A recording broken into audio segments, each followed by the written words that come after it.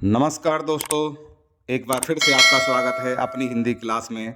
आज मैं CBSE board परीक्षा में आने वाले पाठ उत्साह और अट नहीं रही है कविता के बारे में बताऊंगा, जिसके रचयिता सूर्यकांत त्रिपाठी निराला जी हैं। सूर्यकांत त्रिपाठी निराला छायावादी युग के आधार स्तंभ माने जाते हैं। इनका जन्म 1899 ईस्वी में बंगाल के महिसादल में हुआ था। इन्होंने घर पर ही संस्कृत, बांग्ला, अंग्रेजी आदि भाषाओं का अध्ययन किया। यह स्वामी रामकृष्ण परमहंस के विचारों से अत्यंत प्रभावित थे। इनकी भाषा में चित्रात्मकता, कोमलता, संगीतात्मकता और प्रकृति प्रतीकों का कुशल प्रयोग देखने को मिलता है। इन्होंने मुक्तक छंद में कविताएं लिखी हैं। इनकी प्रसिद्ध काव्य रचनाएं हैं अनामिका, परिमल, गीतिका, कुकुरमुत्ता, नए पत्ते आदि। इनका संपूर्ण साहित्य निराला रचनावली के 8 खंडों में प्रकाशित है। इनका निधन सन 1961 ईस्वी में इलाहाबाद शहर में हुआ। उत्साह यह एक आह्वान अर्थात पुकारने का गीत है। इसमें कवि ने बादलों को संबोधित करते हुए संसार में नवीन चेतना जगाने का आह्वान किया है। अट नहीं रही है, इस कविता में फागुन माह के सौंदर्य का बहुत सुंदर वर्णन किया है सूर्यकांत त्रिपाठी निराला जी ने। कवि फागुन मास की शोभा से इतना अभिभूत है कि वह उससे नजरें नहीं हटा पा रहा है।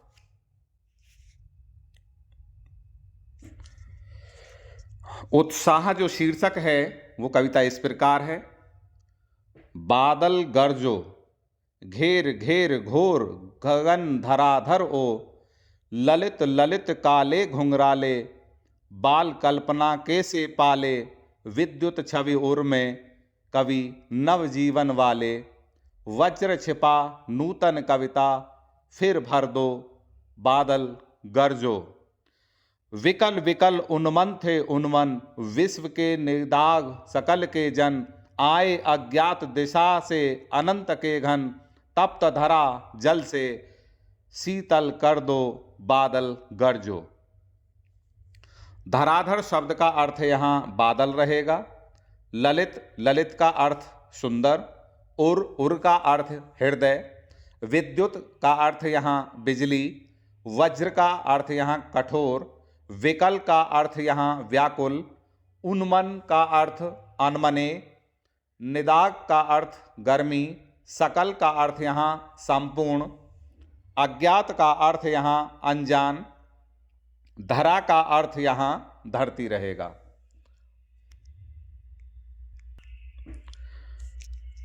प्रस्तुत काव्यांश में कवि निराला ने उत्साह कविता में बादलों का आह्वान किया है, क्योंकि वे बादलों को क्रांति और परिवर्तन का प्रतीक मानते हैं। कवि चाहता है कि अपनी घनघोर गर्जना से बादल संपूर्ण आकाश और धरती को गुंजित कर दें। वह बादलों से जल बरसाने का आग्रह करता है। कवि के अनुसार बादल काले, घुंघराले और बाल कल्पनाओं से युक्त हैं। बादलों के हृदय में बिजली की चमक है और वे वज्र के समान कठोर हैं। इसलिए वह संसार में परिवर्तन और क्रांति लाने के लिए बादलों से गरजने को कह रहा है। धरती के सभी लोग भीषण गर्मी से व्याकुल और अनमने हो गए हैं। इसलिए कवि बादलों से अज्ञात दिशा से आकर जोर से बरसने का आग्रह करता है। वह चाहता है कि बादल इतने जोर से बरसें कि संसार के सभी लोग और तप्त अर्थात गर्म धरती को शीतलता का आभास हो। इस प्रकार वर्षा से संसार के लोग सुख का अनुभव करेंगे और वे परिवर्तन के लिए प्रयास करेंगे।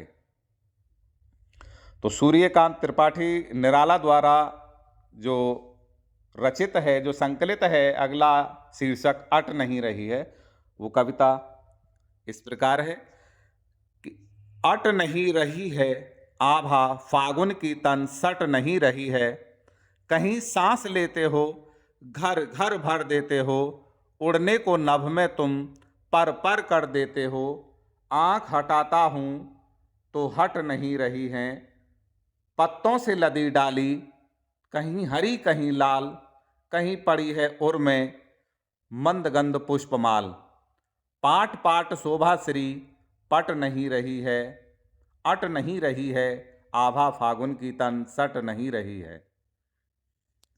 अट का अर्थ यहाँ समाना, आभा का अर्थ यहाँ सौंदर्य, कांति, चमक से भी होता है। मंद का अर्थ धीमी, गंध का अर्थ खुशबू, उर का हृदय, पाट पाट का प्रत्येक स्थान पर, शोभा श्री का अर्थ यहाँ सौंदर्य रहेगा। प्रस्तुत कविता में कवि सूर्यकांत त्रिपाठी निराला ने फागुन माह का मानवीकरण करते हुए उसकी सुंदरता का बड़ा ही मनमोहक वर्णन किया है। कवि फागुन की शोभा की सर्वव्यापकता का वर्णन करते हुए फागुन माह से कहता है कि हे फागुन, तुम जब सांस लेते हो तो तुम्हारी छोड़ी हुई सांस से संपूर्ण वातावरण सुगंधित हो जाता है। तुम्हारी यही सुगंध धरती के साथ साथ आकाश को भी सुगंधित कर देती है। फागुन की यह व्यापकता कवि को अभिभूत किए बिना नहीं रहती और वह चाहते हुए भी अपने नेत्र नहीं हटा पा रहा है। कहीं हरी और कहीं लाल नव पल्लवों से अर्थात नव अंकुरों से युक्त डालियां कवि को आकर्षित कर रही हैं। हरे भरे वृक्षों पर सुशोभित फूल फागुन के हृदय पर फूल माला के समान शोभित हो रहे हैं। स्थान स्थान पर फागुन की शोभा इस प्रकार फैली हुई है कि कवि की आंखों में समा नहीं रही है। इस प्रकार सूर्यकांत त्रिपाठी निराला द्वारा रचित दोनों शीर्षक उत्साह और अट नहीं रही है कि हिंदी व्याख्या यहीं पर पूर्ण होती है। तो दोस्तों, अगली कविता के साथ उसकी व्याख्या के साथ पुनः मिलेंगे। नमस्कार।